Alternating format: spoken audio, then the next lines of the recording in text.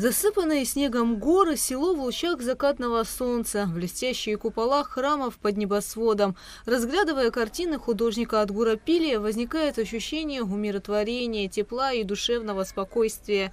Из галереи мастера открывается прекрасный вид на Алыхнинскую поляну. И как тут не творить? Все работы он посвящает женщине, которая заложила, воспитала и поддержала любовь к искусству – маме Галине Чанба. Галерея, которую художник открыл в своем дворе несколько лет назад, названа в честь любимой матери. Выставка приурочена к открытию сезона 2023 года галереи «Гала». На вернисаже представлено около 30 картин, и все они о родине, родном селе, о вере и борьбе. Адгур Пилия – ветеран Отечественной войны народа Абхазии, во время которой он был тяжело ранен.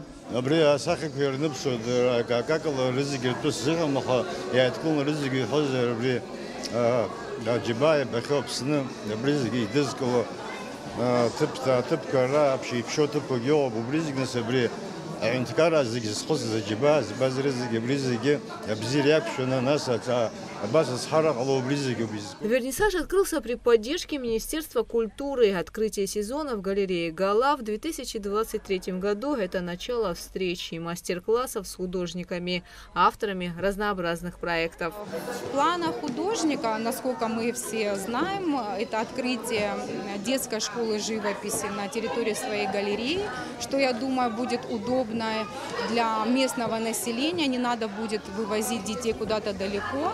И тем самым будет возможность развивать детей в эстетическом формате.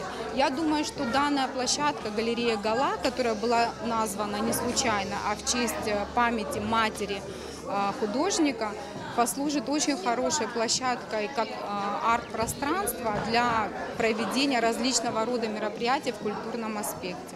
Работы Адгура Пилия хранятся в частных коллекциях Абхазии, Дании, США, Германии и Франции. В данное время, к 30-летию Победы, он трудится над картинами об Отечественной войне народа Абхазии. Персональная выставка абхазского художника Адгура Пилия в селе Лыхны продлится до 25 июня. Гугу Цавардания, Инвер Арджения, Адамар Джения, Абхазское телевидение.